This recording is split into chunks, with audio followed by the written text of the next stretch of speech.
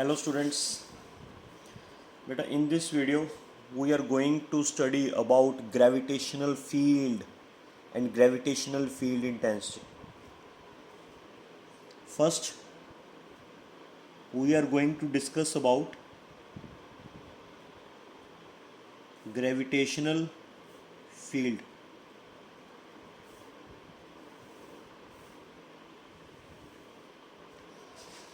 Okay, बेटा gravitational field की हुंदा है वो स्टडी कर रहे हैं आप.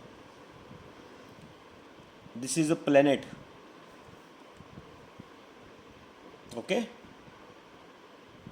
Radius R, mass M. तो एक प्लैनेट दे around 3 dimensional space, 3 dimensional space, 3 dimensional कहते होंगे ने all around. Planet they all around the space नूं बोलिया जाता है 3 dimensional space. तो एक प्लैनेट दे ऑल अराउंड जो स्पेस, जिस स्पेस दे विच ये प्लैनेट अपनी फोर्स लगा सकता है किसी भी ऑब्जेक्ट पे, that space is known as gravitational field of the planet. कोई भी ऑब्जेक्ट इस स्पेस दे विच आ गई बेटा, मान लो उरे कोई ऑब्जेक्ट आ गई है ना, तो ये प्लैनेट उस ऑब्जेक्ट पे फोर्स लगा के उन्होंने अपने वाल अट्रैक्ट करेगा. चाहे ऑब्जेक्ट क्लोज है तो भी फोर्स लगा के उन्होंने अपने वाल अट्रैक्ट करेगा, चाहे ऑब्जेक्ट दूर है तो भी फोर्स लगा के प्लैनेट ऑब्जेक्ट को अपने वाल अट्रैक्ट करेगा. ठीक है, बट इस स्पेस के विच फोर्स लगाएगा. अगर कोई ऑब्जेक्ट इस स्पेस तो बाहर हुई फिर उस पर प्लैनेट की फोर्स नहीं लगेगी. तो एक प्लैनेट किन्नी दूर तक अपना इन्फ्लुएंस रखता है, एक प्लैनेट का इन्फ्लुएंस कित्थे तक हुंदा, कित्थे तक, उस स्पेस नूं असी प्लैनेट का ग्रेविटेशनल फील्ड बोलते हैं. So it is the 3 dimensional space around the planet in which planet exerts its gravitational force on other objects. जिथे तक प्लैनेट अपनी ग्रेविटेशनल फोर्स लगा सकता है उस स्पेस नूं असी प्लैनेट का ग्रेविटेशनल फील्ड बोलांगे. दैट मीनस कोई भी प्लैनेट अपने ग्रेविटेशनल फील्ड के अंदर अंदर सारिया ऑब्जैक्ट्स ते फोर्स लगांदा है, चाहे ऑब्जैक्ट्स नेड़े पईयां ने चाहे दूर पईयां ने, बट फील्ड के अंदर होन, है ना. तो इस आ वाली जिहड़ी जगह है अज स्पेस, इस स्पेस नूं असीं प्लैनेट का की बोलांगे ग्रेविटेशनल फील्ड. हुण देखो ये सानूं पता ही है भी जिहड़ी फोर्स है, न्यूटन्स लॉ ऑफ ग्रेविटेशन च पढ़िया सी भी force is inversely proportional to distance द स्केयर. पढ़िया सी ना बेटा न्यूटन्स लॉ ऑफ ग्रेविटेशन भी जिन्ना डिस्टेंस घट होएगा उन्नी फोर्स ज़्यादा लगेगी. दैट मीनस ए पोजीशन ते कोई ऑब्जेक्ट पई है हैविंग मास स्मॉल एम, है ना, तो प्लैनेट की फोर्स एवं यही ऑब्जेक्ट अगर बी पोजीशन ते पई है फिर प्लैनेट की force let it be F B, है ना. ये होगा डिस्टेंस आर है, प्लैनेट के सेंटर तो बी पॉइंट का डिस्टेंस हो गया आर बी. तो क्लीयर कट है क्योंकि फोर्स डिस्टेंस दे स्केयर दे इनवर्सली प्रोपोर्शनल है ना. आर ए स्मॉल है आर बी नाल, इसका मतलब F A force A point ते ज़्यादा लगेगी एफ बी नाल. जिहदा डिस्टेंस घट होएगा उस पर फोर्स ज़्यादा लगेगी. ए पॉइंट प्लैनेट के नेड़े है तो ए पॉइंट ते फोर्स ज़्यादा लगेगी एज कंपेरेटिव टू बी. इसका मतलब जिथे फोर्स ज़्यादा लग रही है उत्थे फील्ड स्ट्रोंग है. Therefore field at point A is strong या is greater than field at point B point ਨਾਲੋਂ ਏ ਪੁਆਇੰਟ 'ਤੇ ਫੀਲਡ ਸਟਰੋਂਗ ਹੈ। ਜਿੱਥੇ ਫੀਲਡ ਸਟਰੋਂਗ ਹੁੰਦਾ ਉੱਥੇ ਫੋਰਸ ਜ਼ਿਆਦਾ ਲੱਗਦੀ ਹੁੰਦੀ ਹੈ। ਏ ਪੁਆਇੰਟ 'ਤੇ ਫੋਰਸ ਜ਼ਿਆਦਾ ਲੱਗ ਰਹੀ ਹੈ, ਦੈਟ ਮੀਨਸ ਏ ਪੁਆਇੰਟ ਵਾਲਾ ਫੀਲਡ ਸਟਰੋਂਗ ਹੈ। ਬੀ ਪੁਆਇੰਟ 'ਤੇ ਫੋਰਸ ਘੱਟ ਲੱਗ ਰਹੀ ਹੈ, ਦੈਟ ਮੀਨਸ ਬੀ ਪੁਆਇੰਟ ਵਾਲਾ ਫੀਲਡ ਵੀਕ ਹੈ। ਬੇਟਾ ਜਿੰਨਾ ਤੁਸੀਂ ਪਲੈਨਟ ਦੇ ਨੇੜੇ ਰਹੋਗੇ, ਜਿੰਨਾ ਪਲੈਨਟ ਦੇ ਨੇੜੇ ਰਹੋਗੇ, ਜਿੰਨਾ ਕਲੋਜ਼ ਰਹੋਗੇ ਓਨਾ ਫੀਲਡ ਸਟਰੋਂਗ ਹੋਏਗਾ।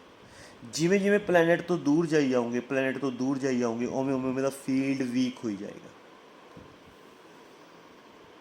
ਠੀਕ ਹੈ। ਐਂਡ ਇਸ ਤੋਂ ਬਾਅਦ ਪਹੁੰਚ ਕੇ ਫੀਲਡ ਜ਼ੀਰੋ ਹੋ ਜਾਏਗਾ। ਇਹ ਡਿਸਟੈਂਸ ਬੇਟਾ ਇਹ ਇਨਫਾਈਨਾਈਟ ਡਿਸਟੈਂਸ ਹੁੰਦਾ। ਇਨਫਾਈਨਾਈਟ ਡਿਸਟੈਂਸ ਤੋਂ ਬਾਅਦ ਫੀਲਡ ਜ਼ੀਰੋ ਹੋ ਜਾਏਗਾ। ਸਮਝ ਗਏ? ਜਿੰਨਾ ਤੁਸੀਂ ਪਲੈਨਟ ਤੋਂ ਦੂਰ ਜਾਈ ਜਾਓਗੇ ਫੀਲਡ ਗੋਜ਼ ਔਨ ਡਿਕਰੀਜ਼ਿੰਗ, ਫੀਲਡ ਘਟੀ ਜਾਊਗਾ। ਐਂਡ ਇਨਫਿਨਿਟੀ 'ਤੇ ਜਾ ਕੇ ਐਟ ਇਨਫਿਨਿਟੀ, ਇਨਫਾਈਨਾਈਟ ਮਤਲਬ ਬਹੁਤ ਦੂਰ ਜਾ ਕੇ ਉਹਦਾ ਫੀਲਡ ਜ਼ੀਰੋ ਹੋ ਜਾਏਗਾ। ਤਾਂ ਕਿਸੇ ਵੀ ਪਲੈਨਟ ਦਾ ਇਨਫਾਈਨਾਈਟ ਡਿਸਟੈਂਸ 'ਤੇ ਫੀਲਡ ਜ਼ੀਰੋ ਹੁੰਦਾ। ਫੀਲਡ ਜ਼ੀਰੋ ਹੋ ਗਿਆ ਤਾਂ ਕੋਈ ਫੋਰਸ ਨਹੀਂ ਲੱਗੇਗੀ। ਸਮਝ ਗਏ? ਤਾਂ ਕਨਕਲੂਜ਼ਨ ਇਹ ਨਿਕਲਿਆ, ਪਹਿਲਾਂ ਤਾਂ ਇਹ ਕਲੀਅਰ ਕਰੋ ਵੀ ਤੁਹਾਨੂੰ ਗ੍ਰੈਵੀਟੇਸ਼ਨਲ ਫੀਲਡ ਸਮਝ ਆ ਗਿਆ। ਕੀ ਹੁੰਦਾ ਬੇਟਾ ਗ੍ਰੈਵੀਟੇਸ਼ਨਲ ਫੀਲਡ? ਇੱਕ ਪਲੈਨਟ ਦੇ ਅਰਾਊਂਡ 3 ਡਾਇਮੈਂਸ਼ਨਲ ਸਪੇਸ, ਜਿਸ ਸਪੇਸ ਦੇ ਵਿੱਚ ਪਲੈਨਟ ਬਾਕੀ ਓਬਜੈਕਟਸ 'ਤੇ ਆਪਣੀ ਗ੍ਰੈਵੀਟੇਸ਼ਨਲ ਫੋਰਸ ਲਗਾ ਸਕਦਾ। ਜਿਸ ਸਪੇਸ ਤੋਂ ਬਾਹਰ ਅਗਰ ਓਬਜੈਕਟ ਆ ਗਈ ਤਾਂ ਪਲੈਨਟ ਉਸ 'ਤੇ ਫੋਰਸ ਨਹੀਂ ਲਗਾ ਪਾਏਗਾ। ਸਪੇਸ ਦੇ ਅੰਦਰ ਫੋਰਸ ਲਗਾਏਗਾ, ਸਪੇਸ ਤੋਂ ਬਾਹਰ ਫੋਰਸ ਨਹੀਂ ਲਗਾਏਗਾ। ਦੈਟ ਸਪੇਸ ਜਿਸ ਦੇ ਵਿੱਚ ਪਲੈਨਟ ਆਪਣੀ ਫੋਰਸ ਲਗਾ ਸਕਦਾ ਉਹਨੂੰ ਉਸ ਪਲੈਨਟ ਦਾ ਗ੍ਰੈਵੀਟੇਸ਼ਨਲ ਫੀਲਡ ਕਹਿੰਦੇ ਆ। ਐਂਡ ਕਿਸੇ ਵੀ ਪਲੈਨਟ ਦਾ gravitational field up to infinity ਹੁੰਦਾ। ਕਿੱਥੇ ਤੱਕ ਹੁੰਦਾ ਬੇਟਾ? Up to infinity. Clear? And ਜਿੰਨਾ ਪਲੈਨਟ ਦੇ ਨੇੜੇ ਰਹੋਗੇ ਓਨਾ ਫੀਲਡ ਸਟਰੋਂਗ ਹੋਏਗਾ, ਜਿਵੇਂ ਜਿਵੇਂ ਪਲੈਨਟ ਤੋਂ ਦੂਰ ਜਾਓਗੇ ਓਨਾ ਫੀਲਡ ਵੀਕ ਹੋਏਗਾ। ਪਲੈਨਟ ਦੇ ਨੇੜੇ ਫੀਲਡ ਸਟਰੋਂਗ ਹੁੰਦਾ, ਪਲੈਨਟ ਤੋਂ ਦੂਰ ਜਿਵੇਂ ਜਾਓਗੇ ਫੀਲਡ ਘਟੀ ਜਾਏਗਾ।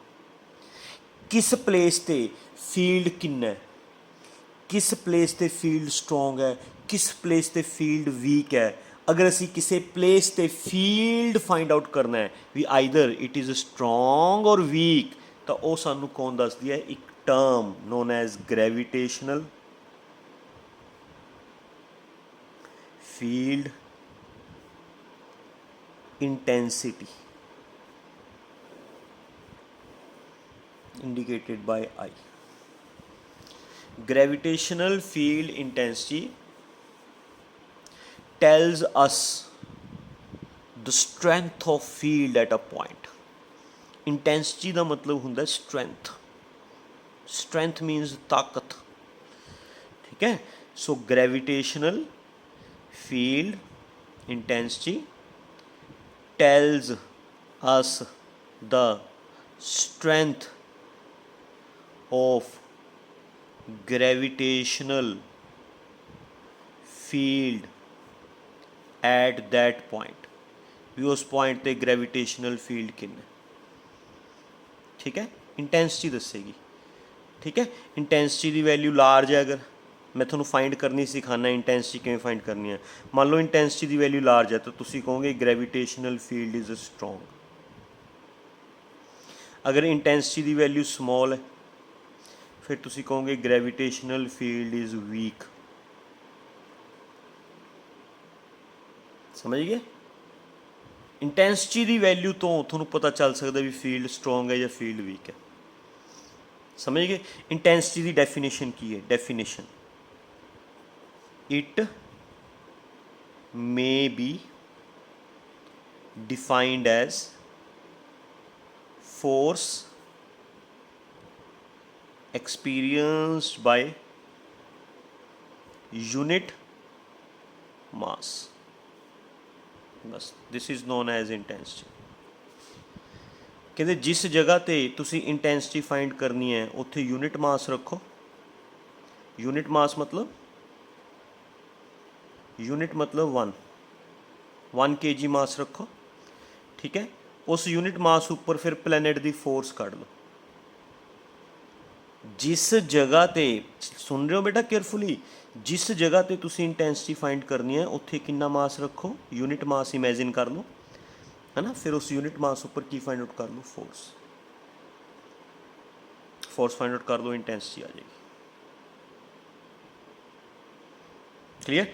So gravitational field intensity tells us the strength of gravitational field at that point. समझ गए। ग्रेविटेशनल फील्ड इंटेंसिटी सानू की दसदी है भी उस की दसदी है बेटा दसो, ग्रेविटेशनल फील्ड इंटेंसिटी की दसदी है भी उस पॉइंट ते फील्ड किन्ना है, भी फील्ड इधर स्ट्रोंग है कि वीक है, उसकी वैल्यू किन्नी है फील्ड की, है ना। जिन्ना आई लार्ज आएगा उन्ना फील्ड स्ट्रोंग होएगा, जिन्ना आई समॉल होएगा उन्ना फील्ड वीक होएगा। आई फाइंड आउट किमें करना है, जिथे तुसी आई फाइंड आउट करना है उत्थे यूनिट मास रख लो, उस यूनिट मास उपर प्लैनेट की फोर्स कढ़ लो, इंटेंसिटी आ जाएगी। That force is known as intensity. For example जिमें suppose this is planet, radius R, mass capital है, ओके, सेंटर ओ। ये हो गया उस प्लैनेट का ग्रेविटेशनल फील्ड, कितने तक है, अप टू इनफिनिटी। आपां ने प्लैनेट के सेंटर तो आर डिस्टेंस की दूरी ते at point A intensity find out करनी है। You have to find the gravitational field intensity at point A. इस प्लैनेट की उरे इंटेंसिटी कितनी है वो फाइंड आउट करनी है। तो बेटा जिथे जिस जगह ते तुसी इंटेंसिटी फाइंड आउट करनी है उत्थे कितना मास इमेजिन कर लोगे, unit mass, unit mass imagine कर लो। फिर इस प्लैनेट की इस यूनिट मास उपर फोर्स काढ़ लो, है ना। प्लैनेट है ये यूनिट मास नू अपने वाल अट्रैक्ट करेगा, अपने वाल अट्रैक्ट करेगा, है ना। ये फोर्स फाइंड आउट कर लो, that force is known as intensity. Definition के according force experience by unit mass is known as intensity. So intensity असी किस नू बोलांगे, फोर्स नू। फोर्स का फार्मूला की सी, जी विजिबल ना, G m1 m2 by R square. G m1 हो गया प्लैनेट का मास, m2 हो गया जोड़ा मास उरे रखा है, आर हो गया दोनों च डिस्टेंस। तो बेटा जो फार्मूला बन गया G M by R square, this is the formula of gravitational field intensity. समझ गए। तो हम थोनों इंटेंसिटी फाइंड आउट करन दे दो टेक्नीक्स पता चल गए। First technique ah, second technique ah. ये दो टेक्नीक्स नाल तुसी इंटेंसिटी फाइंड आउट कर सकते हो। पहली टेक्नीक की है, कहते जिथे तुसी इंटेंसिटी फाइंड आउट करनी है, फर्स्ट टेक्नीक समझो, जिथे तुसी इंटेंसिटी फाइंड आउट करनी है उत्थे यूनिट मास रखो, उस यूनिट मास उपर फोर्स काढ़ लो प्लैनेट की। फोर्स का फार्मूला थोनू आंदा है, उस फोर्स नू इंटेंसिटी कह दी। पहली टेक्नीक तो यह है। दूसरी टेक्नीक यह है, फार्मूला याद रखो। फार्मूले च की है, जी ग्रेविटेशनल कॉन्सटेंट, एम प्लैनेट का मास, आर प्लैनेट तो पॉइंट तक का डिस्टेंस। बस प्लैनेट का मास पता है, प्लैनेट तो पॉइंट तक का डिस्टेंस पता है, तो असं इंटेंसिटी फाइंड आउट कर सकते। ठीक है। अगर तुसी सरफेस के नेड़े फाइंड आउट करनी है, इत्थे नेड़े, if point lies near the surface of planet, surface के नेड़े लाई करनी है तो बेटा सरफेस के नेड़े स्मॉल आर प्लैनेट के रेडियस के इक्वल आ जाएगा। फिर इंटेंसिटी का फार्मूला सेम, बस स्मॉल आर की जगह असी की यूज़ कर लेंगे, कैपिटल आर। सरफेस के नेड़े फाइंड आउट करनी है तो आ फार्मूला, दूर फाइंड आउट करनी है तो आ फार्मूला। क्लियर बेटा, कोई कन्फ्यूजन? चलो रिलेशन बनाने, relation between force and intensity. छोटा जिहा ना, दैट्स वाई मैं उरी कर दिना बेटा। फोर्स का फार्मूला की हुंदा जे आपां लिखिए G capital M small M by R square.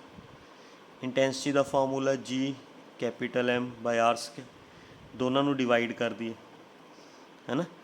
G capital M small M by R square, G capital M by R square. G M ਨਾਲ ਜੀ ਐਮ, ਆਰ ਸਕੇਅਰ ਨਾਲ ਆਰ ਸਕੇਅਰ ਕੈਂਸਲ ਹੋ ਕੇ small m, ਤਾਂ force upon mass is equal to I ਆ ਜਾਏਗਾ। ਆ ਦੇਖੋ ਸਮਝ ਗਏ, ਆ m ਨੀਚੇ ਆ ਜਾਏਗਾ, आई ਉੱਪਰ ਚਲਾ ਗਿਆ। ਫੋਰਸ ਪਰ unit mass is non as intensity, ਇਹੀ ਤਾਂ ਮੈਂ ਡੈਫੀਨੇਸ਼ਨ ਲਿਖਵਾਈ ਹੈ ਤੁਹਾਨੂੰ। Intensity may be defined as force per unit mass. Force experienced by unit mass is known as intensity. So this is the relation between force and intensity. Force and gravitational field intensity the relation है बेटा। force का formula लिखो, intensity का formula लिखो, divide कर दो, result आ जाए। Intensity के यूनिट्स की बननगे, उरो बना लो बेटा, यूनिट्स डिमेंशनल फार्मूला। पहला यूनिट्स सारिया छोटी छोटी चीज़ां नहीं, दैट्स वाई मैं उरी करवाई जाना थोनों। इंटेंसिटी के यूनिट्स बेटा, फोर्स के यूनिट्स न्यूटन, मास के यूनिट्स kg, न्यूटन पर kg। CGS यूनिट्स इंटेंसिटी दे न्यूटन की जगह डाइन, kg की जगह ग्राम। डिमेंशनल फार्मूला है ना, फोर्स का फार्मूला होंगे MLT -2, MLT -2। मास का M, M नाल M कैंसल, LT -2। सो SI यूनिट्स हो गए न्यूटन पर kg, CGS यूनिट्स हो गए डाइन पर ग्राम, डिमेंशनल फार्मूला हो गया LT -2। रिलेशन हो गया आ फार्मूले हो गया, दो टैक्नीक्स हो गए जिन्होंने नाल तुसीं इंटेंसिटी फाइंड आउट कर सकते। दोनों टैक्नीक्स याद रखनियां ने बेटा, दोनों की हैल्प लैके तुसीं इंटेंसिटी फाइंड आउट कर सकते। Clear. So this is about gravitational field and gravitational field intensity. Hope you understand very well. Thank you very much.